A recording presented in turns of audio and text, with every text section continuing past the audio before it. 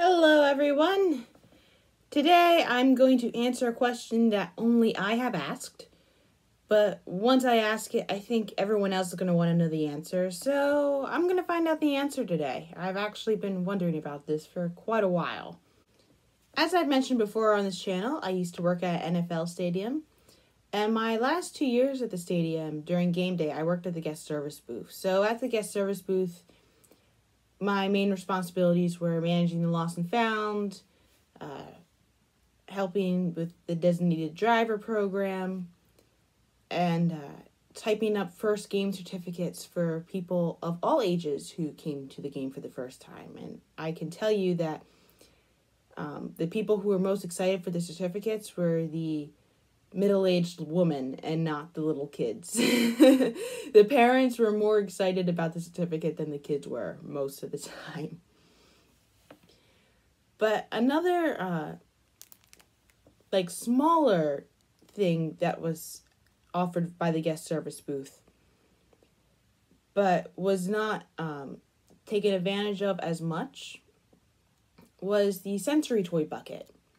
So there was a small bucket filled with stress balls and monkey string or monkey noodles, I think they were called, and coloring books with crayons, because the main charity that the stadium had partnered with was one that the team's owner had founded that supported efforts into autism research. And as a result, with that, they did a lot to make sure that people who had autism or other sensory disorders could come to the games and not be overwhelmed, because a football stadium can be a pretty overwhelming place otherwise, especially since the way that the stadium was built was to capture noise into the bowl. Since you're not allowed to amplify the sound of the cheers electronically, stadiums that are built now rely on the architecture to keep the sound inside the stadium. So that way you get that loud rah-rah sound, but you don't necessarily have it leaking out to the neighborhood. So people who live in the neighborhood don't necessarily have to experience the event. And so back to the main part of the story that I'm working towards. Not many people knew about the sensory bucket, but it was there. And sometimes when I was bored, because after the very beginning of the game, or in times that were not during halftime or the quarter breaks, there wasn't too much traffic. Even though I personally was working, I believe, was the busiest of the guest service booths. So to keep my hands busy, sometimes I'd play with the monkey noodles or the stress ball. Now, another important thing to consider about this football stadium where I worked was that despite being built in, I think it was 2004, it was an open air stadium. So anytime you have an event, you're not indoors. There was no convertible roof. You were just outdoors all the time, which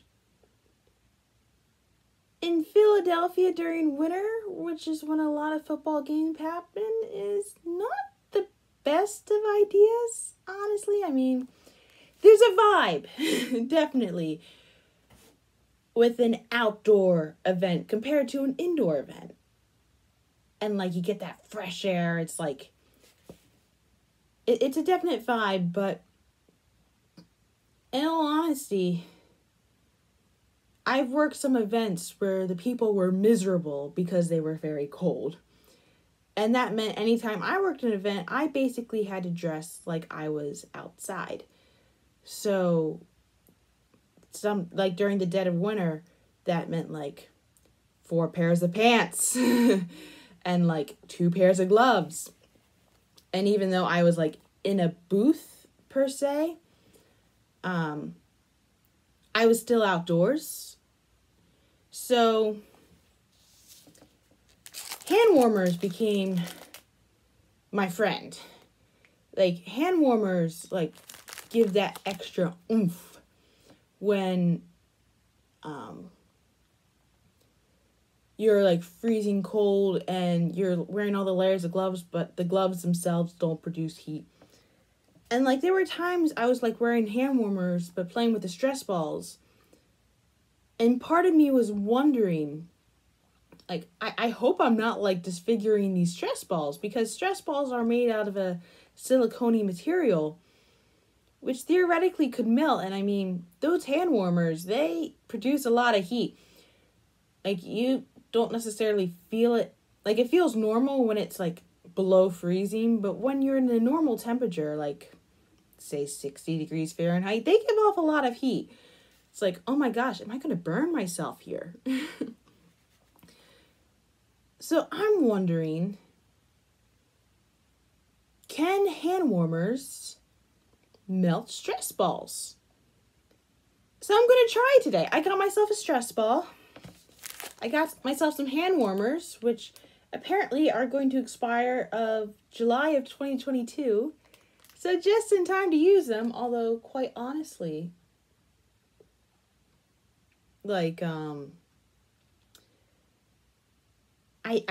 this would be something I would still think would be good after the expiration date. So I'm going to set up the camera. I'm going to leave it for like an hour just so it has like time to work.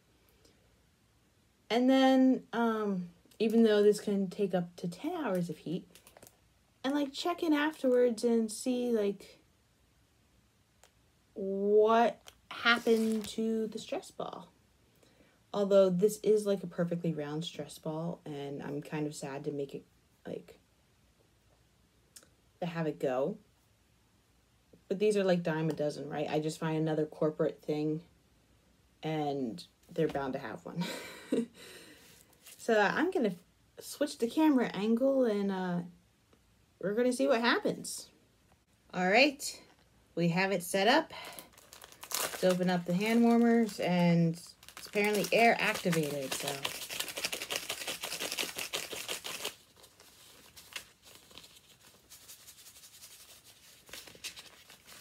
Let's do the thing. Yep, it starts like that. Oop. And we'll open up the second one for good measure. Or no, we'll actually save the second one. Save the second one for events, and we'll see how it goes.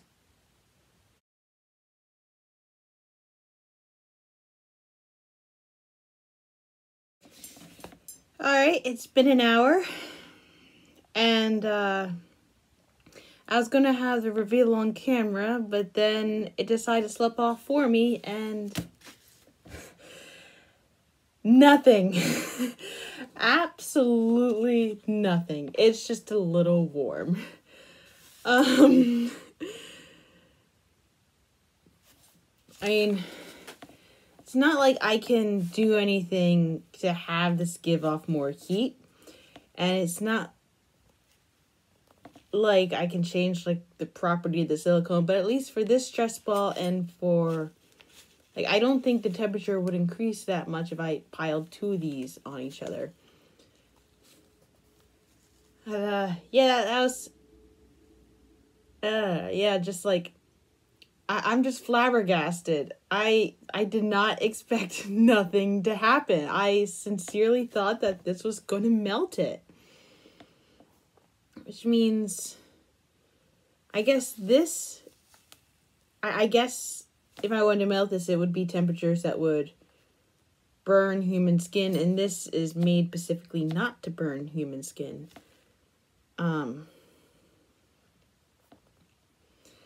Yeah, I now know the answer to the question. Do hand warmers melt stress balls? No, they don't.